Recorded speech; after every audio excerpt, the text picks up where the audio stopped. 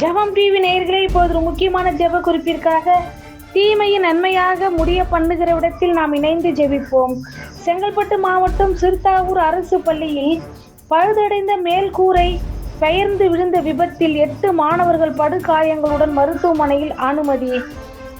ஏசாயா 10:20 படி, ஐயோ, நான் நொறுக்கப்பட்டேன், என் காயம் கொடிதா இருக்கிறது, என் கூடாரம் அழிந்து போயிற்று, என் கயிறுகளெல்லாம் அறுப்புண்டு போயின என்ற வார்த்தையின்படி காயமடைந்து சிகிச்சை பெறும் மாணவர்கள் பூரண குணமடையவும், இது போன்ற எதிர்பாராத விபத்துகள் இனி எந்த பள்ளிகளிலும் நிகழாமல் இருக்கவும், பழுதடைந்துள்ள பள்ளிகள் அனைத்தும் போர்க்கால அடிப்படையில் சீர் செய்திடவும், ஒவ்வொருவரின் மாணவர்களின் பாதுகாப்பிற்காகவும் நாம் பாரத்தோடு ஜெபிப்போம்.